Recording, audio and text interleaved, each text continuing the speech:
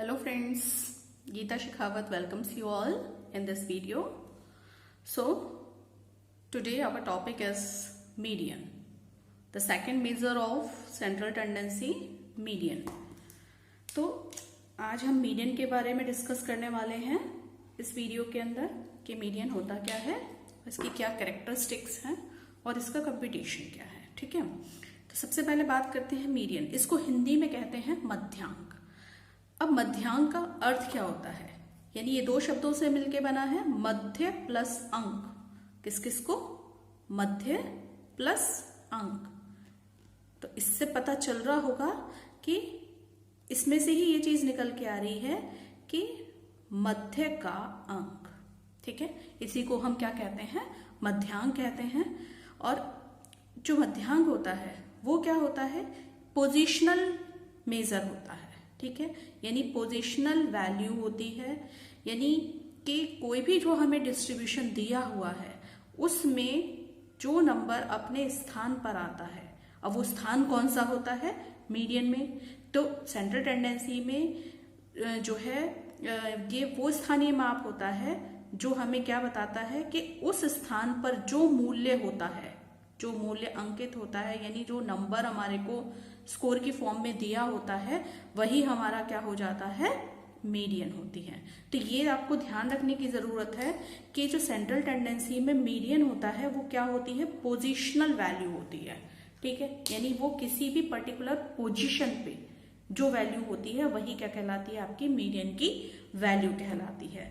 ठीक है, तो जो मीडियन होता है वो क्या होता है कि जब हम जो हमारा स्कोर दिया होता है हम उसको जो है वो सीक्वेंसली जो है क्रमबद्ध तरीके से लगा देते हैं, चाहे वो क्रमबद्ध तरीके से हम असेंडिंग ऑर्डर में लगाएं या फिर हम उसको डिसेंडिंग ऑर्डर में लगाएं। तो उसमें जो भी बीच वाला बिंदु होता है, ठीक है, यानी बीचों बीच जो पॉइंट होता है, ठीक है, जिसके ऊपर 50% केसेस जो है वो उस बिंदु के लेफ्ट साइड में आते हो, यानी अबव आते हो, और 50% उसके राइट साइड में आते हो। ठीक है, अबव आते हो और 50% बिलो आते हो। तो यानी एक तरीके से हम कहें कि वो पॉइंट जो पूरे डिस्ट्रीब्यूशन को 2 इक्वल पार्ट्स में डिवाइड करता है, वही तो वो बिंदु, उस बिंदु पर जो वैल्यू होती है वही वैल्यू क्या कहलाती है? आपकी मीडियन की वैल्यू कहलाती है। ठीक है, तो इसमें जो है ये हमारे पूरे जो हमारा डिस्ट्रीब्यूशन होता है, पूरी अंकित श्रृंखला होती है, उसको 50-50% में डिवाइड करता है। कितने में? 50-50% में। ठीक है, यानी बिल्कुल बीच से। ठीक है, यह अंकों की श्रृंखला में संतुलन स्थापित करता है। अभी जैसे हमने बात करी कि 50-50% जो है 50% उस पॉइंट के, यानी ये मान लीजिए हमारा स्कोर है, यहां से यहां तक हमने उसको अरेंज कर लिया असेंडिंग ऑर्डर में या हमने डिसेंडिंग ऑर्डर में। तो ये जो बीच की वैल्यू होगी, तो इस तरफ 50% केसेस है और 50% केसेस हमारे इस तरफ है। तो ये जो वैल्यू होगी, ठीक है, इस पॉइंट पे जो भी वैल्यू होगी, जो भी स्कोर होगा, वही स्कोर क्या कहलाएगा? आपका मीडियन की वैल्यू कहलाएगी। तो एक तरीके से हम कहें तो ये क्या करता है कि पूरी अंक श्रृंखला में एक बैलेंसिंग का काम करता है, पूरी अंक श्रृंखला में एक संतुलन को स्थापित करता है।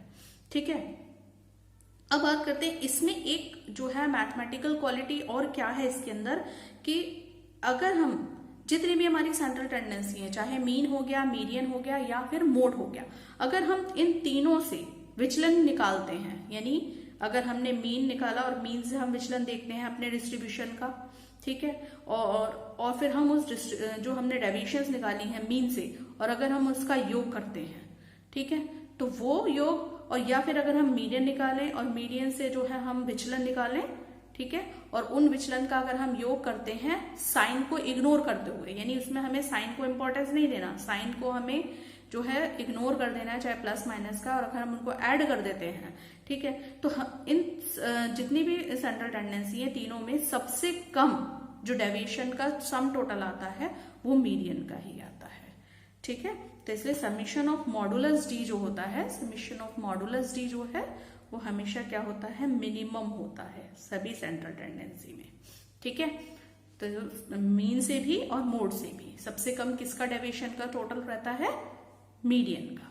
ठीक है, नेक्स्ट आता है इसके अंदर कि आपका जो मीन होता है उसके अंदर जो है वो मीन की तरह इसके अंदर स्कोर ना होकर एक पॉइंट है, ठीक है। यानी मीडियन जो है वो एक स्कोर नहीं है, कोई स्कोर नहीं है, क्योंकि मीन के अंदर हम क्या करते हैं कि सारे जो हमारे स्कोर्स ये होते हैं हम उनका टोटल करते हैं और उसको नंबर ऑफ जो है स्कोर से डिवाइड कर देते हैं। लेकिन यहाँ पर ये क्या है, कोई स्कोर नहीं है, ये क्या है, एक बिंदु है, और उस बिंदु पर जो भी वैल्यू दी होती है वही हमारी मीडियन की वैल्यू हो जाती है, ठीक है। तो ये क्या है, एक स्कोर ना होकर क्या है, एक पॉइंट है, ठीक है। नेक्स्ट है इसमें कि मीडियन को डिस्ट्रीब्यूशन के एक्सट्रीम स्कोर्स अधिक प्रभावित नहीं करते हैं, ठीक है। तो जो हमारा मीडियन दिया हुआ मीडियन है, तो जो भी हमारा डिस्ट्रीब्यूशन दिया है, ठीक है, तो अगर डिस्ट्रीब्यूशन पे चाहे वैल्यूज जो है वो एक्सट्रीम स्कोर्स पर, यानी ये हमारा डिस्ट्रीब्यूशन दिया हुआ है यहां से यहां तक, तो जो हमारी एक्सट्रीम स्कोर्स होते हैं, इधर के जो स्कोर्स होते हैं वो मीडियन को प्रभावित नहीं कर सकते, क्योंकि इसमें हमें किस चीज की जरूरत होती है, जो हमें एक्सट्रीम स्कोर्स दिए होते हैं उनको, उन स्कोर्स को नहीं काउंट किया जाता, इसमें किस चीज को काउंट किया जाता है, नंबर ऑफ स्कोर्स को। तो चाहे यहाँ पर जो स्कोर्स दिए हैं वो कुछ भी दिए हों, हमें केवल क्या पता होना चाहिए, n पता होना चाहिए, ठीक है। और बीच की जो हमारी वैल्यूज है वो अगर हमें पता है, ठीक है, और टोटल नंबर पता है हमें, तो हम उससे मीडियन आराम से निकाल सकते हैं। तो जो हमारी एक्सट्रीम स्कोर्स होते हैं, यानी जो किनारे पे जो स्कोर्स दिए होते हैं, वो उससे जो मीडियन की वैल्यू है वो प्रभावित नहीं होती है, ठीक है। अगर हम मध्यमान की बात करें तो मध्यमान की अपेक्षा जो है वो इसके अंदर कम समय लगता है, ठीक है। हम पहले भी बात हमने की थी, जो हमारी पहली वीडियो थी इससे रिलेटेड सेंट्रल टेंडेंसी में, कि इसमें जो समय लगता है वो कैसा लगता है, कम समय लगता है मध्यमान की अपेक्षा, क्योंकि हमें क्या करना होता है, जो हमारे स्कोर्स दिए हैं हम उसको जो है अरेंज कर लेंगे, और अरेंज करने के बाद जो है फिर हम उसमें जो है सेंट्रल वाली वैल्यू देखेंगे कि सेंट्रल पॉइंट वाला कौन सा है, सेंट्रल पॉइंट कौन सा है, और उस पॉइंट पर कौन सी वैल्यू है वही हमारे मीडियन की वैल्यू हो जाती है। तो इस तरीके से हम कहें तो मीडियन के अकॉर्डिंग जो है, मीडियन के कंपैरिजन में इसमें लेस टाइम लगता है, ठीक है। यह मोड की अपेक्षा अधिक शुद्ध होता है। जो मोड की वैल्यू आती है तो मोड की अपेक्षा ये जो है ज्यादा एक्यूरेट रिजल्ट देता है, लेकिन जो है मध्यमान से कम शुद्ध, ठीक है। नेक्स्ट आता है कि असामान्य वितरण में मीन की अपेक्षा मध्यांक की गणना अधिक उपयोगी होती है। जो हमारे पास अगर हमारा जो डिस्ट्रीब्यूशन है वो नॉर्मल नहीं है, नॉर्मल डिस्ट्रीब्यूशन कौन सा होता है, जिसमें क्या होता है कि आधे स्कोर आपके लेफ्ट साइड में होंगे और आधे ही आपके राइट साइड में होंगे, ठीक है। तो जो हमारा अगर वितरण हमारा कैसा है, असामान्य वितरण है, ठीक है, तो उसमें क्या होगा कि जो हमारा मध्यांक होता है उसकी गणना ज्यादा जो है सही मानी जाती है एज कंपेयर टू मीन, ठीक है। क्योंकि अगर हमारा वितरण असामान्य है तो जाहिर सी बात है कि उसके अंदर क्या होगी, डेविएशंस ज्यादा होंगी। तो डेविएशन अगर ज्यादा होंगी तो मीन अगर हम कैलकुलेट करेंगे तो मीन हमें सही जो है रिजल्ट नहीं दे पाएगा। इसीलिए जब हमारा जो वितरण है वो असामान्य होता है तो उस केस में हम क्या करते हैं, मध्यांक की गणना करते हैं, ठीक है, यानी मीडियन की वैल्यू उसके अंदर फाइंड आउट की जाती है। लेकिन अगर हमारा वितरण जो है वो सामान्य है तो उसमें हमें फिर मीन की गणना ही करनी चाहिए, ठीक है। ये तो थी इसकी कुछ कैरेक्टरिस्टिक्स। अब बात कर लेते हैं इसकी कुछ लिमिटेशन की। तो अगर हम लिमिटेशन की बात करें तो सबसे पहली चीज आती है कि ये जो है मध्यमान से कम शुद्ध है, ठीक है। ये हमने पहले भी हम बात कर चुके हैं कि जितनी भी सेंट्रल टेंडेंसी है उसमें सबसे ज्यादा एक्यूरेट जो रिजल्ट आता है वो किसका आता है, मध्यमान का होता है, इसलिए वो सबसे ज्यादा रिलायबल सेंट्रल टेंडेंसी मानी जाती है, ठीक है। तो लेकिन जो आपकी मीडियन है वो मीन से कम शुद्ध होती है, लेकिन मोड से जो है वो अधिक शुद्ध होती है, ठीक है। लेकिन हम यहाँ कमियों की बात कर रहे हैं, इसलिए हम यहाँ पर केवल मीन से जो कमी है वही बताएंगे यहाँ पर कि जो मीडियन की वैल्यू होती है वो मीन के कंपैरिजन में कम शुद्ध होती है, ठीक है। अगर हमारे पास बड़ा वितरण है, ठीक है, तो वैसे तो इसके अंदर जो मीडियन की वैल्यू होती है उसको कैलकुलेट करना ज़्यादा आसान होता है, इसमें कम समय लगता है कि मीन के कंपैरिजन में। लेकिन अगर हमारे पास जो वितरण दिया हुआ है वो बहुत ज़्यादा दिया हुआ है तो जो हमारे पास जो स्कोर्स हैं बड़े वितरण के, तो उन सभी स्कोर्स को एक ऑर्डर में अरेंज करना जो है वो उसमें हमें ज़्यादा समय लगता है और ज़्यादा मेहनत उसके अंदर लगती है। तो ये भी एक इसके अंदर सीमा है। अगर हमारे पास छोटा स्कोर रहता है, ठीक है, छोटा फ्रीक्वेंसी डिस्ट्रीब्यूशन है, तो उसके अंदर तो हम जो है आराम से फटाफट मीडियन की कैलकुलेशन कर सकते हैं। लेकिन अगर हमारे पास जो है हमारा जो डिस्ट्रीब्यूशन है वो बहुत ज़्यादा बड़ा है, तो उस केस में फिर उसके अंदर हमें ज़्यादा शक्ति हमारी लगेगी, यानी ज़्यादा पावर हमें लगेगी, ज़्यादा मेहनत लगेगी और ज़्यादा ही हमें उसके अंदर समय लगेगा, ठीक है, उसको कैलकुलेट करने में।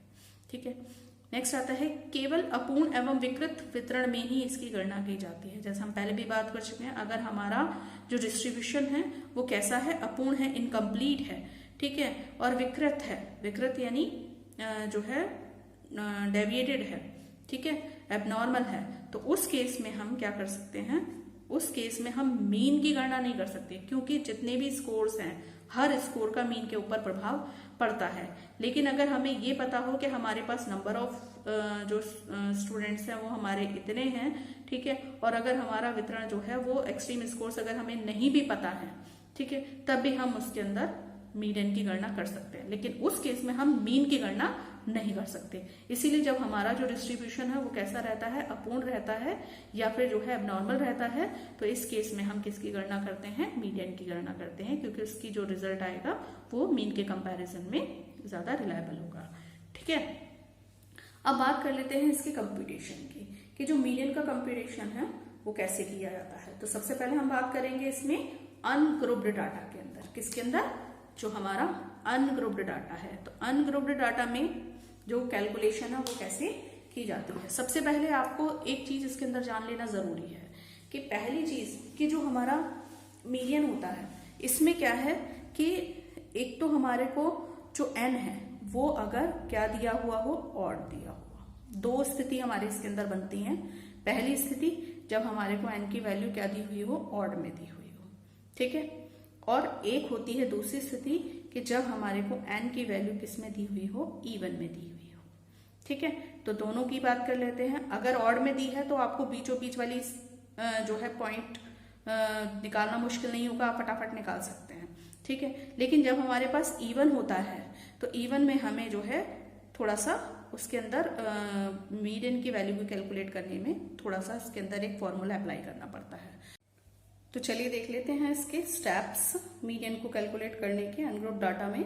तो जब हमारे को n क्या दिया हो, ऑड में दिया हो, उस केस में हमें क्या क्या स्टेप्स फॉलो करने हैं अनग्रुप्ड डाटा में। ठीक है, अनग्रुप्ड डाटा की बात कर रहे हैं हम। तो सबसे पहले हमें अपने डाटा को अरेंज करना है असेंडिंग और डिसेंडिंग ऑर्डर में, या तो असेंडिंग में कर लीजिए या डिसेंडिंग में, यानी आरोही या अवरोही क्रम में व्यवस्थित कीजिए। देन आपको n फाइंड आउट करना है, ठीक है, यानी number of scores total count करने हैं। थर्ड में आपको मीडियन पॉइंट काउंट करना है। तो मीडियन पॉइंट के लिए क्या होता है, n+1/2 आइटम। ठीक है, और ये जो हमारे पास मीडियन पॉइंट आएगा इस पे हम मीडियन की वैल्यू निकालेंगे। ठीक है, तो चलिए देख लेते हैं इसका एक एग्जाम्पल देख लेते हैं कि जैसे हमें एग्जाम्पल दिया हुआ है, आपको स्कोर्स गिवन है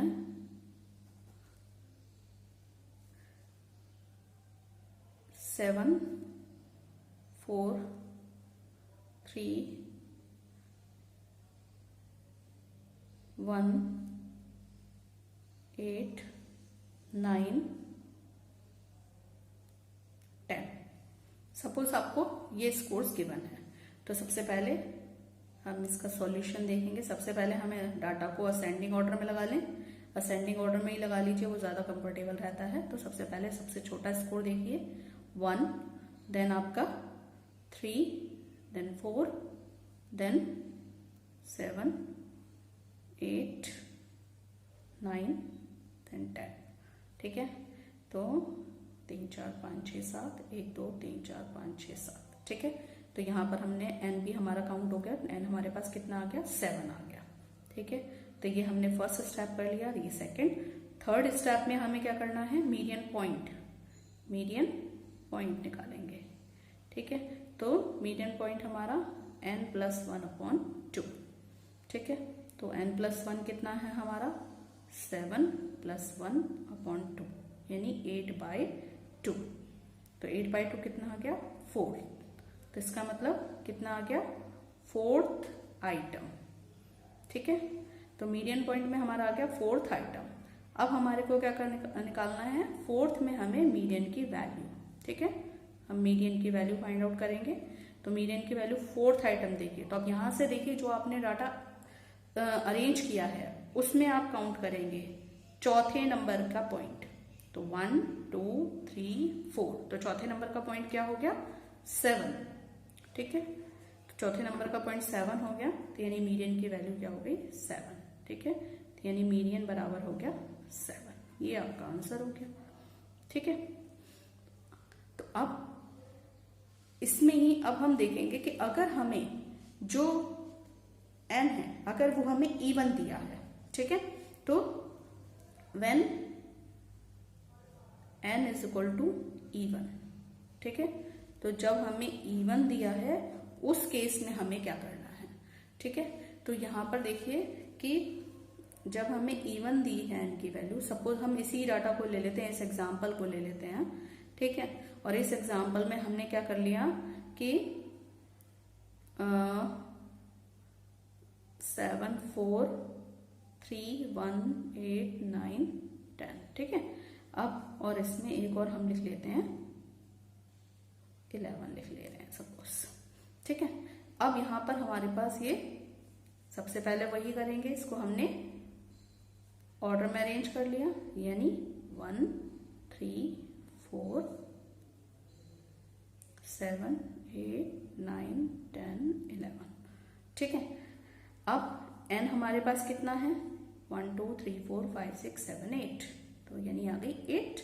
ठीक है, अब हमें क्या करना है मीडियन पॉइंट। ठीक है, तो थर्ड स्टेप हमारा क्या हो जाएगा, ये फर्स्ट स्टेप हो गया, ये सेकंड हो गया, थर्ड स्टेप हमारा मीडियन पॉइंट। तो अब हम मीडियन पॉइंट निकालेंगे, तो वो देखिए n+1/2, तो यानी कितना हो गया 8 + 1/2। ठीक है, तो 8 + 1/2 यानी कितना हो गया 9/2। ठीक है, तो 9/2 यानी 4.5। ठीक है, तो कितना आ गया 4.5। ठीक है, अब यहां पर ये चीज आपको ध्यान रखनी है कि 4.5, तो 4.5 यानी ना तो ये 4th टर्म है ना 5th टर्म है। ठीक है, तो हमारे पास ये डेसिमल में आ गया 4.5, तो इसका मतलब 4.5 किसके बीच में आएगा 4th टर्म और 5th टर्म के बीच में। ठीक है, तो यहां पर जो मीडियन की वैल्यू होगी वो क्या हो जाएगी, इसके अंदर हमें क्या करना होता है 4.5 lies in 4th term and 5th term. ठीक है, तो यानी 4th + 5th/2, तो 4th टर्म प्लस 5th में कर देंगे 5th टर्म को ऐड और डिवाइड कर देंगे 2 से। तो 4th टर्म देखिए कौन सी है हमारी, 4th टर्म है 1 2 3 4 यानी 7, और 5th टर्म है हमारी 8। ठीक है, तो यानी 7 + 8। ठीक है, तो 7 + 8 डिवाइडेड बाय 2, तो 7 + 8 डिवाइडेड बाय 2 कितना हो गया 15। ठीक है, और 15 को हम डिवाइड कर देंगे किससे 2 से, तो हमारे पास कितना आ जाएगा 7.5। ठीक है, तो यानी मीडियन की जो वैल्यू आई वो हमारी कितनी आ गई 7.5।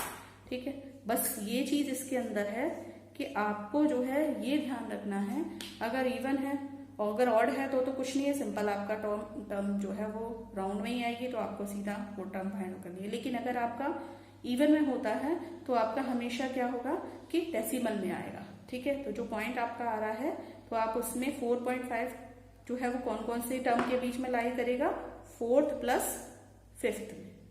ठीक है, 4 से 5th के बीच में, तो आपको यहाँ ये ध्यान देना है। तो जो भी टर्म है आपके जिनके बीच में आ रहा है तो 4 + 5 कर देंगे।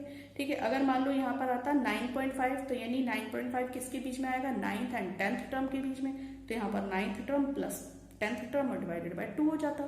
ठीक है, तो इस तरीके से हमें अनग्रुप डाटा के अंदर मीन फाइंड आउट कर रहा होता है। तो अगर आपकी इवन और दी हो चाहे इवन, बस ये 2 केस होते हैं इसके अंदर, ठीक है। तो होप कि आपको ये जो है समझ में आया होगा आज का मीडियन का कैलकुलेट करने का। और कल हम इसमें करेंगे कि मीडियन को ग्रुप्ड डाटा के अंदर किस तरीके से कैलकुलेट किया जाता है, यानी डिस्क्रीट सीरीज में कल करेंगे, ठीक है। चलिए, thank you, have a nice day.